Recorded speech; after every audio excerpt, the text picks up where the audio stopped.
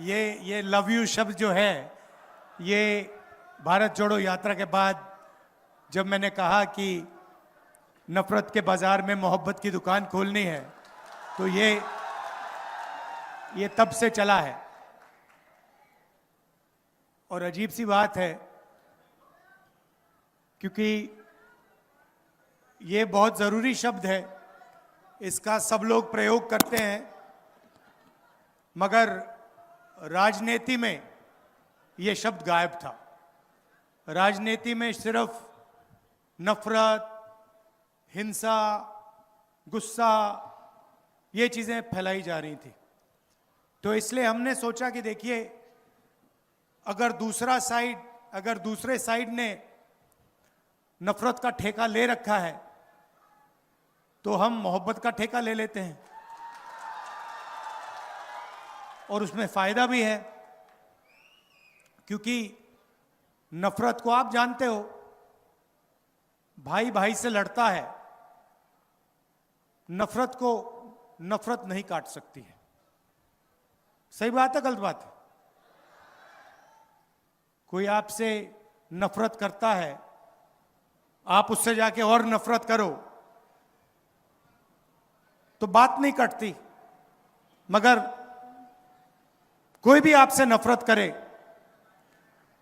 और आपने उसे मोहब्बत दिखा दी, नफरत कट जाती है, खत्म हो जाती है। यह कांग्रेस पार्टी की सोच है, महात्मा गांधी जी की सोच है, अंबेडकर जी, फूले जी।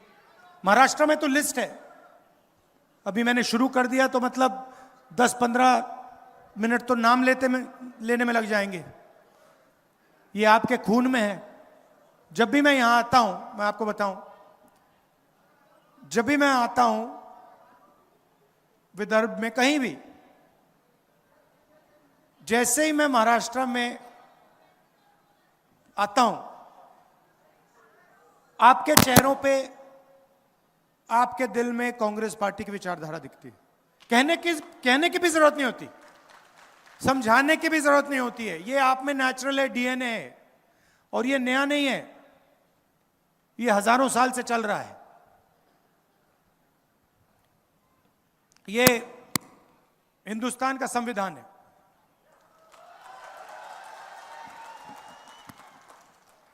मोदी जी कहते हैं कि लाल रंग वाला संविधान दिखा रहा हूं। मतलब इसके अंदर जो लिखा है, ये आजादी के समय की बातें नहीं है।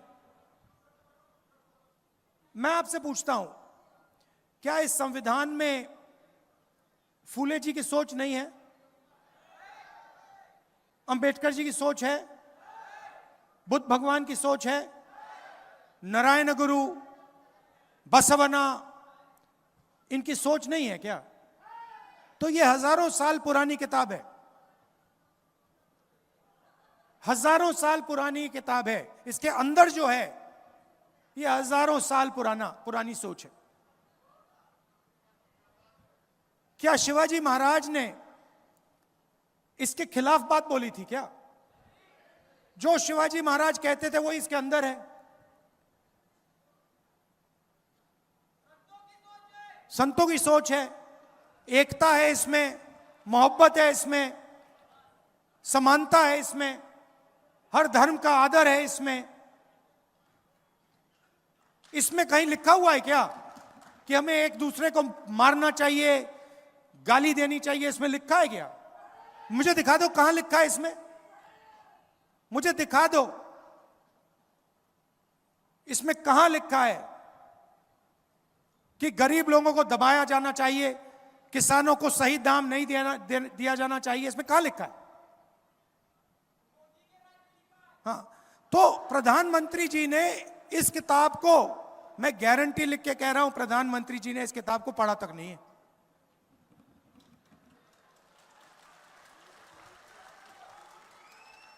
क्योंकि अगर प्रधानमंत्री ने यह किताब पढ़ी होती तो जो इस किताब के अंदर लिखा है उसकी रिस्पेक्ट करते।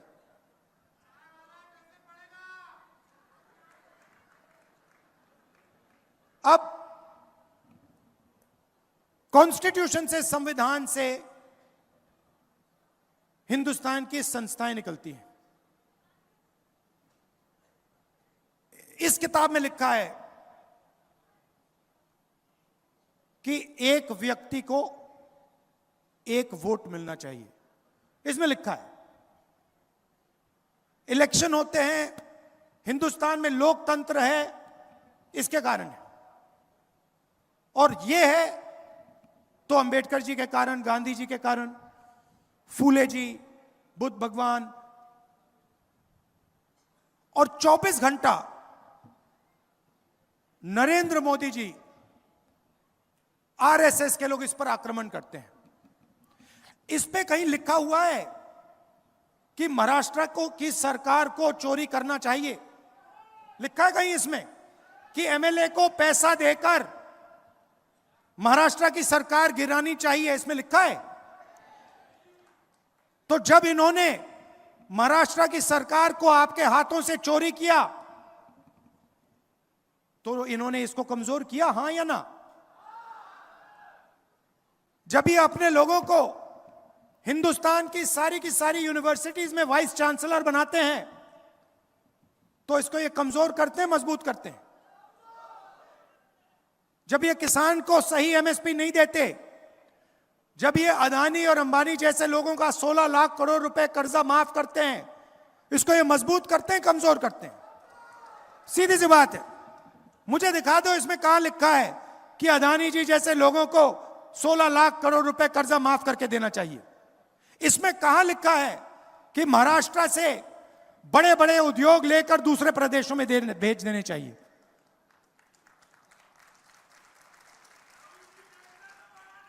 तो 24 घंटा नरेंद्र मोदी, आरएसएस, बीजेपी के लोग इसको खत्म करने में लगे हुए हैं।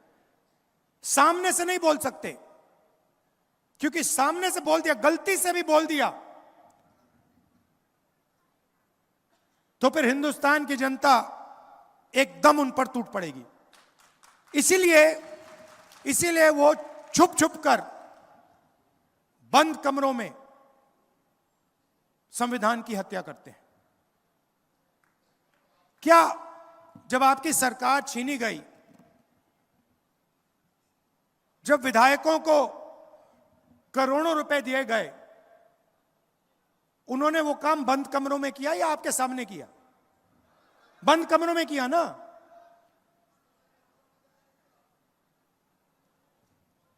यहां पे धान के किसान, महाराष्ट्र में सोयाबीन, कपास, मैं आपसे पूछना चाहता हूं, आपको सही दाम मिलता है? आप मेहनत करते हो, आपके हाथ फट जाते हैं, 24 घंटा अपना खून पसीना आप देते हो और आपकी मेहनत का फल आपको नहीं मिलता।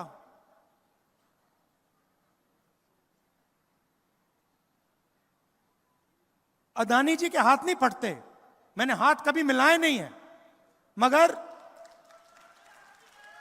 मैं जानता हूं बिल्कुल मुलायम मुलायम हाथ होंगे उनके।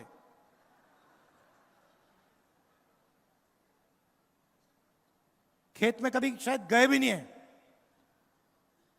मगर हिमाचल में अगर आप सेब बेचना चाहते हो तो पहले अदानी जी के गोदाम में डालना पड़ेगा। नरेंद्र मोदी जी 3 काले कानून लाए, देश में सारे के सारे किसान उसके खिलाफ खड़े हो गए और नरेंद्र मोदी भाषण में कहते हैं मैं तो ये बिल किसान के फायदे के लिए लाया था। अगर आप किसान का फायदा करने की कोशिश कर रहे थे तो किसान सड़कों पे क्यों उतरा? क्योंकि किसान जानता है कि आप किसान की कभी मदद नहीं करते हो। 16 लाख करोड़ रुपए आपने अरबपतियों का कर्जा माफ किया। मैं पूछता हूं नरेंद्र मोदी जी ने 10-11 साल में कितने किसानों का कर्जा माफ किया है? एक का नहीं किया है। सारा का सारा प्राइवेटाइज कर देते हैं। आस्ते आस्ते शुरू किया। पहले हिंदुस्तान के पोर्ट पकड़ा दिए, उसके बाद एयरपोर्ट, और अब 1 लाख करोड़ रुपए धारावी की जमीन अदानी जी के हवाले की जा रही है। और मीडिया में आपने सुना है क्या? मीडिया में आपने कभी, टीवी देखते हो, किसान का चेहरा देखा आपने टीवी पे? कभी टीवी पे आपने मजदूर को देखा है? कभी बेरोजगार युवा को चिल्लाते हुए देखा आपने? अंबानी की शादी देखी ना, डांस गाना देखा ना आपने वहां पे? मोदी जी गए थे ना, राहुल गांधी गया था। तो सीधी सी बात है, वो उनके हैं, मैं आपका हूं।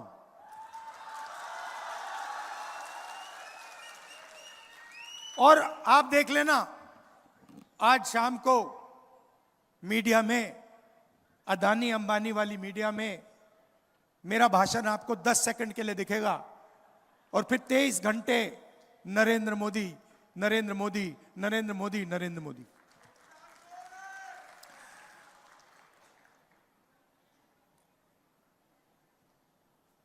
हिंदुस्तान में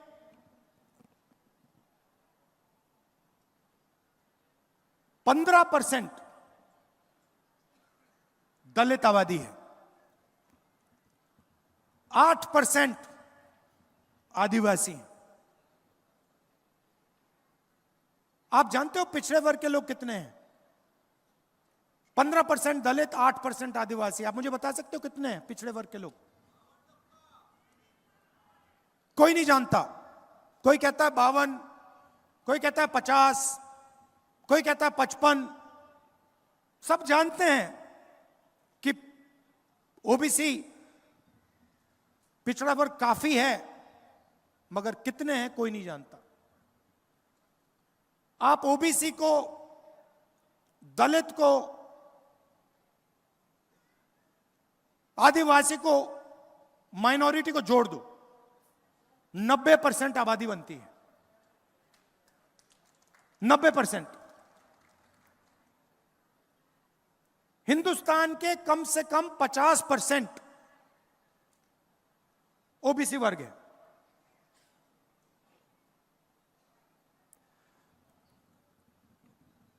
और 24 घंटा नरेंद्र मोदी जी अपने आप को ओबीसी कहते हैं।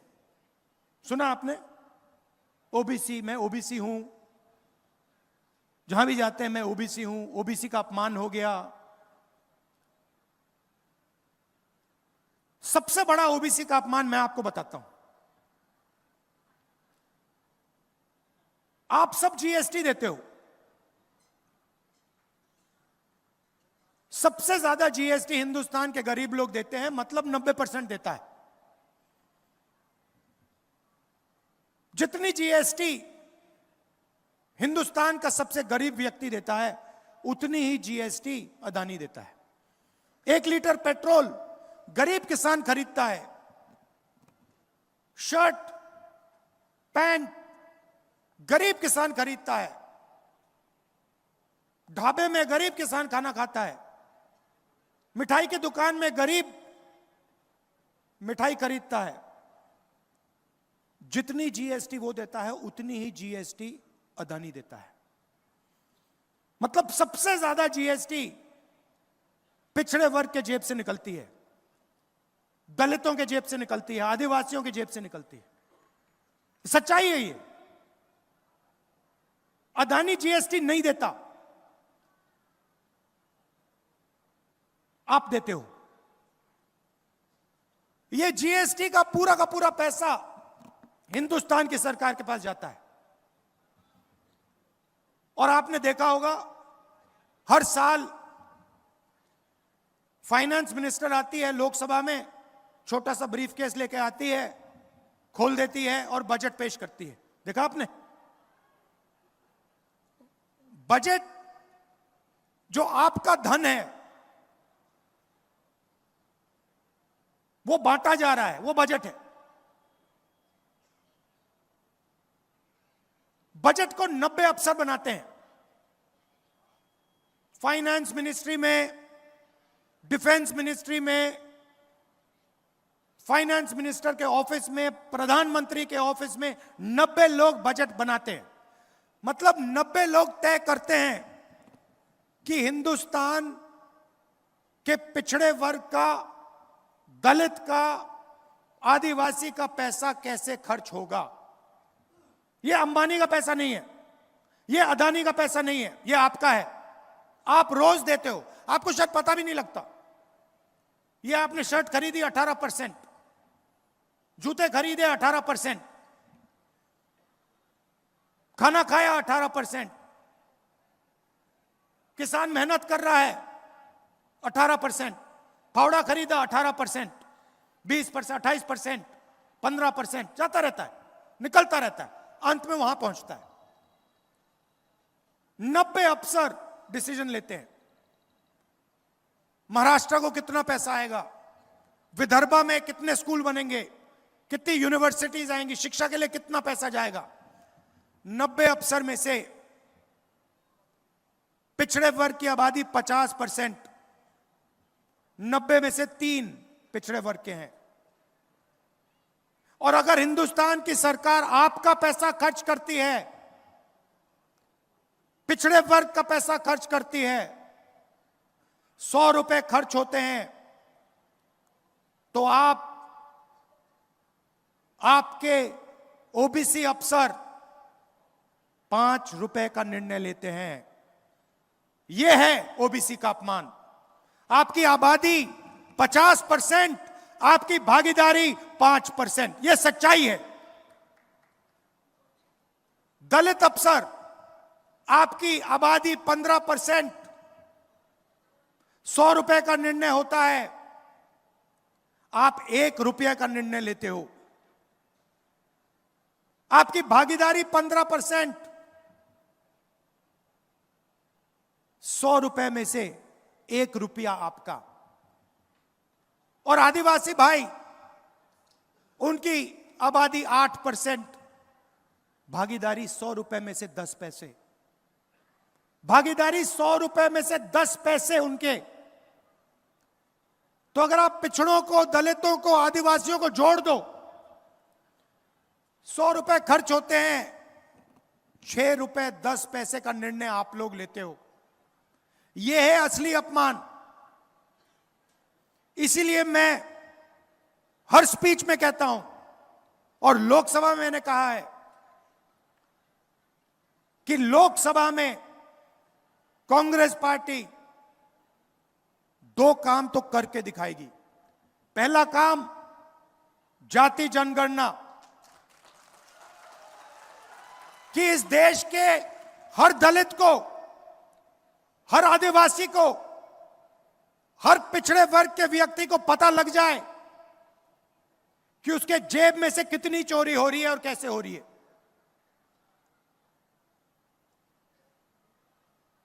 दोहराता हूं कि देश के हर दलित को, हर आदिवासी को, हर पिछड़े वर्ग के व्यक्ति को पता लग जाए कि उसके जेब में से कितना पैसा छीना जा रहा है। जाति जनगणना में सबको पता लग जाएगा कि आबादी किसकी कितनी है। जाति जनगणना में हम यह भी पता लगाएंगे कि हिंदुस्तान की संस्थाएं जो हैं, उसमें दलित कितने, आदिवासी कितने, पिछड़े कितने। मीडिया को देखो, हर शाम टॉक शो होते हैं, इनकी बातचीत होती है। मुझे नाम बता दो इनके मालिकों में से, बड़े बड़े पत्रकारों में से मुझे एक ओबीसी, एक दलित, एक आदिवासी नाम बता दो। कौन सा है बता दो। एक भी नहीं मिलेगा आपको। 24 घंटा बातचीत चलती रहती है। 90% लोग तो है ही नहीं मीडिया में।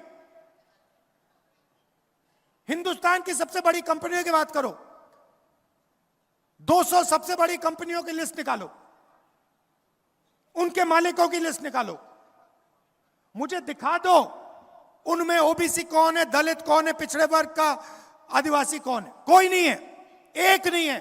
अदानी जी की कंपनी की लिस्ट दिखा दूंगा आपको, मैनेजमेंट की लिस्ट दिखा दूंगा, उसमें एक आपको ओबीसी नहीं मिलेगा, एक दलित नहीं मिलेगा, एक पिछड़ा वर्ग का नहीं मिलेगा। करोड़ों रुपए की सैलरी होती है, मगर उसमें एक दलित नहीं, एक आदिवासी नहीं, एक पिछड़ा नहीं। और गलती से एक आ गया तो उसको पीछे कमरे में बैठा देंगे। यही हालत जुडिशरी में। प्राइवेट अस्पतालों की बात करो, मुझे बता दो कौन से प्राइवेट अस्पताल का मालिक दलित वर्ग का है, आदिवासी वर्ग का है, पिछड़े वर्ग का है, नाम दे दो मुझे। और यही शिक्षा में बात है। Private college, private university, private अस्पताल, सारा का सारा प्राइवेट हो रहा है। पहले पब्लिक सेक्टर हुआ करता था, उसमें दलितों को, आदिवासियों को, पिछड़ों को जगह मिल जाती थी। आस्ते आस्ते वो सब बंद हो रहा है। इसलिए हमने कहा है भैया जाति जनगणना होगी, लोकसभा में होगी, राज्यसभा में पास होगी, हम करेंगे। कॉन्स्टिट्यूशन में लिखा है समानता होनी चाहिए, इसमें लिखा है, इसमें लिखा है हर व्यक्ति को एक वोट मिलना चाहिए, इसमें लिखा है समानता होनी चाहिए, इसमें लिखा है हिंदुस्तान की संस्थाएं हिंदुस्तान की जनता की संस्थाएं हैं, किसी एक व्यक्ति की नहीं है।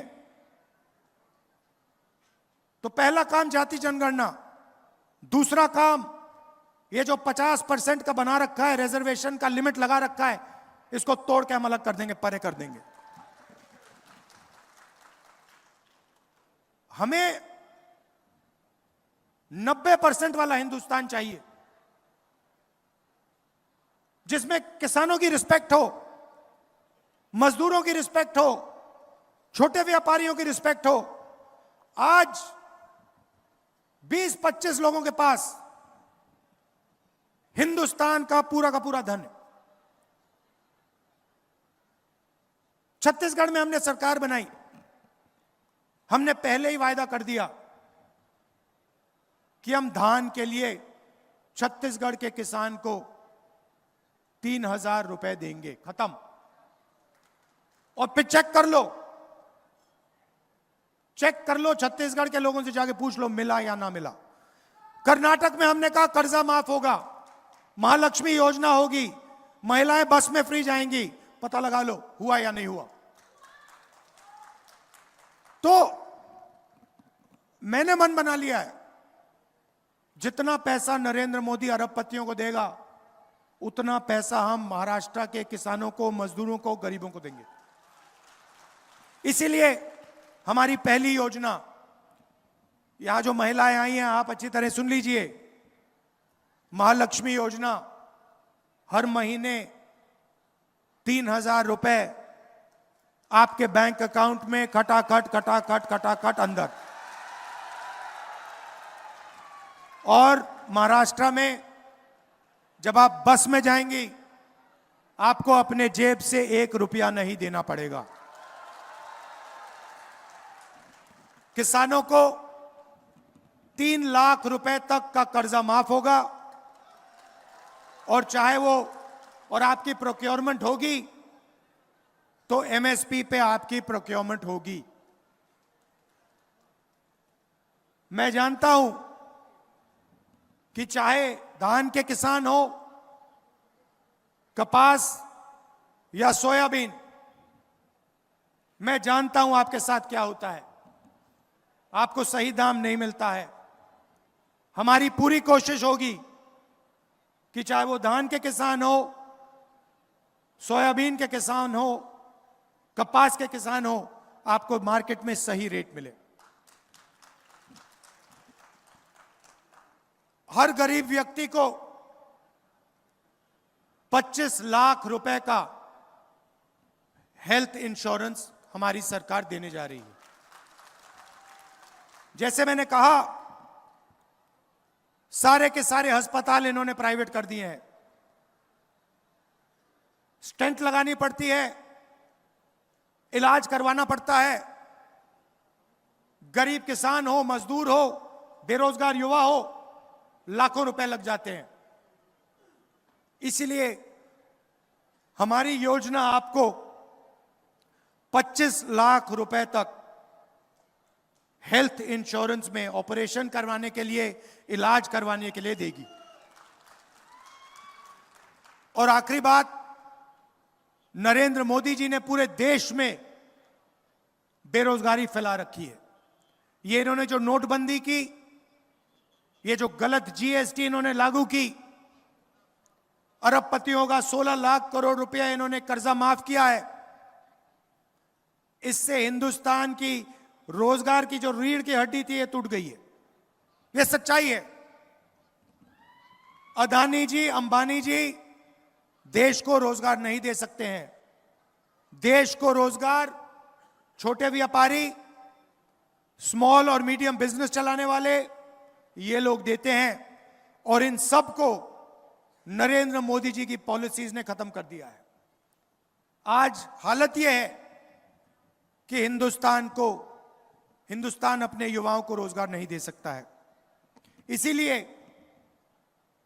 महाराष्ट्र के युवाओं को 4,000 रुपए अलाउंस हमारी सरकार देने जा रही है। और जो 2.5 लाख सरकारी नौकरियां हैं जिनको बीजेपी की सरकार नहीं भरती है, उनको हम भर के आपके हवाले करने जा रहे हैं। अंत में मैं आपको याद दिलाना चाहता हूं कि यह विचारधारा की लड़ाई है, यह संविधान की लड़ाई है। और नरेंद्र मोदी जी, आरएसएस के लोग, बीजेपी के लोग इस संविधान को, अंबेडकर जी के संविधान को, गांधी जी के संविधान को खत्म करने में लगे हैं। सामने से नहीं करते हैं, बंद कमरों में करते हैं, सरकारों को गिराकर करते हैं, किसानों से धन छीनकर करते हैं, अरबपतियों को कर्जा माफ करके इस पर आक्रमण करते हैं। इसीलिए लड़ाई इसकी है, संविधान को बचाने की लड़ाई है। नफरत को मोहब्बत से हराने की लड़ाई है। यह मोहब्बत की किताब है, इसमें आप पढ़ लो, इसमें आपको नफरत कहीं नहीं मिलेगी। नफरत आपको बीजेपी के लोगों के दिल में मिलेगी, इस किताब में नहीं मिलेगी। कांग्रेस पार्टी के कार्यकर्ता के दिल में आपको कभी नहीं मिलेगी, कांग्रेस पार्टी के नेताओं के दिल में आपको कभी नहीं मिलेगी, इंडिया गठबंधन के नेताओं के दिल में आपको नफरत नहीं मिलेगी। यही लड़ाई है और यह आपके खून के अंदर है। यह संविधान, यह आपके डीएनए में है, यह आपके खून में है। और मैं जानता हूं, जो मैं आपसे कह रहा हूं आप समझ रहे हो। मैं जानता हूं कि आप हर रोज इस संविधान की रक्षा करते हो, नफरत को मोहब्बत से काटते हो। जैसे मैंने कहा भारत जोड़ो यात्रा में, जो मैंने कहा, नफरत के बाजार में आप सब मोहब्बत की दुकान खोलते हो। आप दूर दूर से मेरी बात सुनने आए, इसके लिए मैं आपको दिल से धन्यवाद करता हूं। और अंत में फिर से कहता हूं कि हमें 10-15 लोगों का हिंदुस्तान नहीं चाहिए, हमें अरबपतियों का हिंदुस्तान नहीं चाहिए, हमें किसानों का, मजदूरों का, युवाओं का हिंदुस्तान चाहिए। हमें नफरत का हिंदुस्तान नहीं चाहिए, हमें मोहब्बत का हिंदुस्तान चाहिए।